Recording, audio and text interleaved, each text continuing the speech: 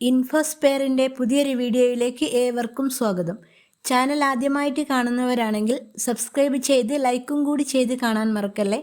Pension അറിയിപ്പുകളും അതുപോലെ അക്ഷയവുമായി ബന്ധപ്പെട്ട പുതിയ അപ്ഡേഷനുകളും ഗവൺമെൻറ്റിൽ നിന്നും വരുന്ന ഏറ്റവും പുതിയ അറിയിപ്പുകളുമായിരിക്കും ഈ ചാനലിൽ ഉണ്ടാവുക. എല്ലാവരുടെയും സപ്പോർട്ട് പ്രതീക്ഷിക്കുന്നു.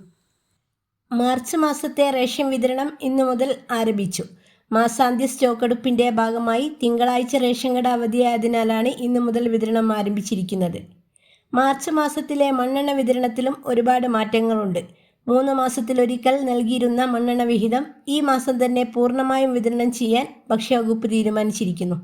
കേന്ദ്ര സർക്കാർ അനുവദിച്ച മണ്ണെണ്ണ സ്റ്റോക്ക് കെട്ടിക്കിടക്കുന്ന സാഹചര്യം ഒഴിവാക്കാനാണ് ഈ നീക്കം. ഇത് പ്രകാരം വൈദ്യുതി കണക്ഷനുള്ള വീടുകൾക്ക് 1 ലിറ്ററും വൈദ്യുതിയില്ലാത്ത വീടുകൾക്ക് 4 ലിറ്റർ മണ്ണെണ്ണ ഈ മാസം ലഭിക്കുന്നതാണ്.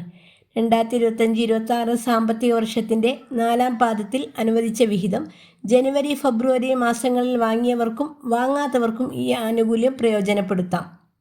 മഞ്ഞ കാർഡ് ഒന്നിന് ഈ മാസത്തിൽ 30 കിലോ അരിയും 2 കിലോ ഗോതമ്പും സൗജന്യമായും 3 പാക്കറ്റ് ആട്ട 7 രൂപ നിരക്കിലും 1 കിലോ പഞ്ചസാര 27 രൂപയ്ക്കും ലഭിക്കുന്നതാണ്. നീല കാർഡിന് അധികമായി 2 കിലോഗ്രാം അരി വീതം കിട്ടുന്നതാണ്. മുൻഗണനാ വിഭാഗം കാർഡിലെ ഓരോ അംഗത്തിനും 4 കിലോ അരിയും 1 കിലോ ഗോതമ്പും സൗജന്യമായി ലഭിക്കും. കാർഡിന് അനുവദിച്ചിട്ടുള്ള ആകെ ഗോതമ്പിൻ്റെ അളവിൽ നിന്നും 4 കിലോ കുറച്ച് അതിന് പകരം 4 പാക്കറ്റ് ആട്ട 9 രൂപ നിരക്കിൽ ലഭിക്കുന്നതാണ്. അടുത്ത അറിയിപ്പ്. കേരളത്തിലെ വൈദ്യുതി വിതരണ രംഗം ഡിജിറ്റൽ യുഗത്തിലേക്ക് ചുവടുവെക്കുന്നു. സ്മാർട്ട് മീറ്റർ പദ്ധതിയുടെ ഭാഗമായി സംസ്ഥാനത്തെ 1,30,197 സർക്കാർ ഉപയോക്താക്കൾക്ക് തിങ്കൾ മുതൽ പ്രീപെയ്ഡ് ബില്ലിംഗ് സംവിധാനത്തിലേക്ക് മാറുന്നു. ഞായർ രാവിലെ 10-ന് തുടങ്ങിയ നടപടി രാത്രിയോടെ പൂർത്തിയായി. സംസ്ഥാന സർക്കാർ വകുപ്പുകളും പൊതുമേഖലാ സ്ഥാപനങ്ങളും ഉൾപ്പെടെയുള്ളവരാണ് ആദ്യഘട്ടത്തിൽ ഈ അത്യാധുനിക സേവനത്തിൻ്റെ ഭാഗമാകുന്നത്.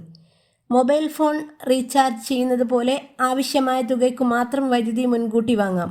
ഇത് അനാവശ്യമായ വൈദ്യുതി ദുരുപയോഗം കുറയ്ക്കാൻ സഹായിക്കും.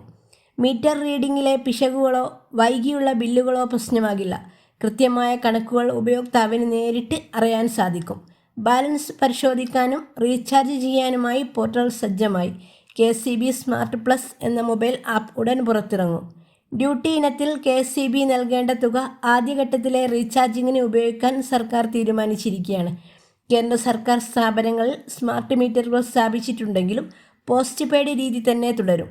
എന്നാൽ സ്മാർട്ട് മീറ്ററിൽ നിന്ന് ലഭിക്കുന്ന മീറ്റർ റീഡിംഗ് ഡാറ്റാ ബില്ലിംഗ് ഉപയോഗിക്കും. ആദ്യഘട്ട നടപടി പൂർത്തിയാക്കുന്ന മുറയ്ക്ക് പ്രീപെയ്ഡ് സംവിധാനത്തിലേക്ക് മാറും. ആദ്യഘട്ടത്തിൽ 3 ലക്ഷം സ്മാർട്ട് മീറ്ററുകളാണ് സ്ഥാപിക്കുന്നത്. 1,72,697 കണക്ഷനുകൾ സ്മാർട്ട് മീറ്ററുകളിലേക്ക് മാറിക്കഴിഞ്ഞു. ആഗസ്റ്റോടെ ആദ്യഘട്ടം പൂർത്തിയാക്കും. മറ്റു സംസ്ഥാനങ്ങളെ അപേക്ഷിച്ച് വളരെ കുറഞ്ഞ ചിലവാണ് പദ്ധതി നടപ്പാക്കുന്നത്.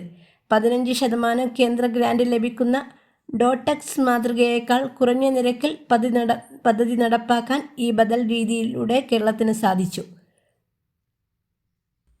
പ്രധാനപ്പെട്ട ഈ ഇൻഫർമേഷൻ നിങ്ങൾ മറ്റുള്ളവരിലേക്കും ഷെയർ ചെയ്യുമല്ലോ. അടുത്തൊരു ഇൻഫോർമേറ്റീവായ വീഡിയോ ആയിട്ട് വരുന്നവരെ താങ്ക് യു ഫോർ വാച്ചിങ്.